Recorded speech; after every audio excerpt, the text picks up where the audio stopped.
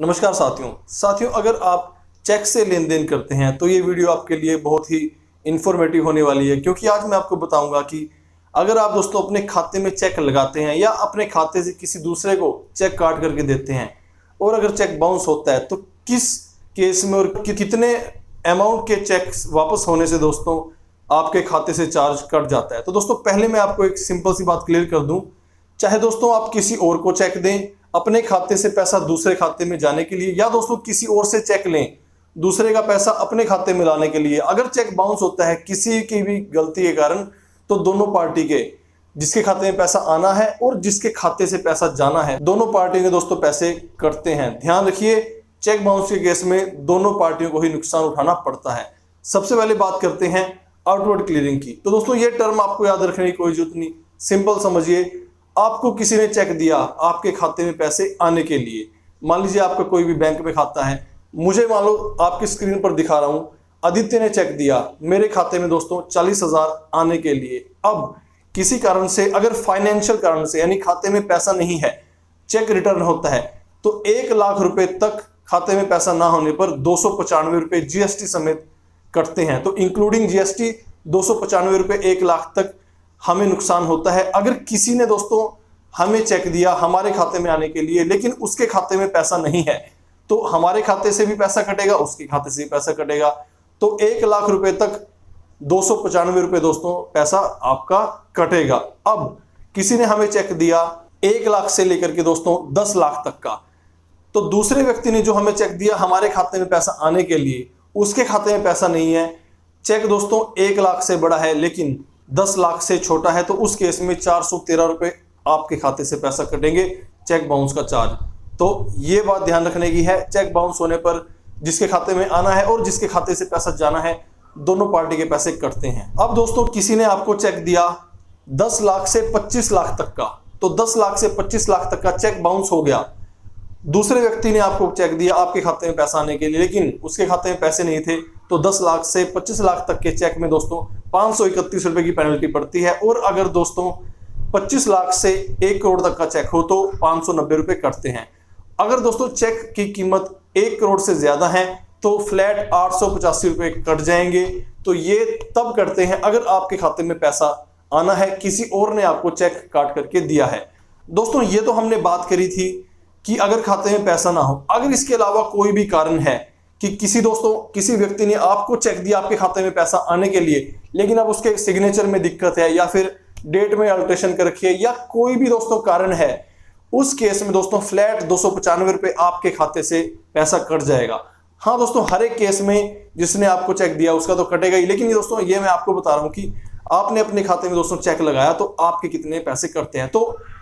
Funds insufficient के अलावा यानी खाते में पैसा ना होने के अलावा कोई भी कारण हो, फ्लैट 295 रुपए आपके खाते से कट जाएंगे। अगर इसके अलावा कोई और टेक्निकल फॉल्ट है जिसमें दोस्तों आपकी या चेक देने वाले की कोई गलती नहीं है, ऐसे केस में दोस्तों कोई पैसा नहीं लगता, तो चेक बाउंस चार्जेस दोस्तों नील हो जाते हैं। अब दोस्तों अगली बात करते हैं, आप किसी और को चेक दे रहे हो यानी कि आपने किसी से कुछ सामान लिया या किसी भी कारण से आपने अपने खाते से किसी दूसरे के खाते में पैसा भेजने के लिए दूसरे व्यक्ति को चेक दिया, अगर वो वापस होता है तो आपके कितने पैसे कटते हैं। तो ध्यान रखिए दोस्तों, इस केस में भी आपका भी पैसा कटेगा और दूसरे को भी दोस्तों पेनल्टी पड़ती है। तो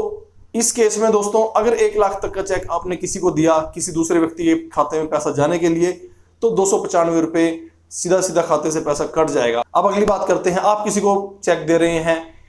1 लाख से लेकर के 10 लाख का चेक है और आपके खाते में दोस्तों पैसा नहीं है, तो उस केस में दोस्तों 590 रुपए सीधे सीधे आपके खाते से कट जाएंगे। अब दोस्तों अगली बात करते हैं, आपने किसी को चेक दिया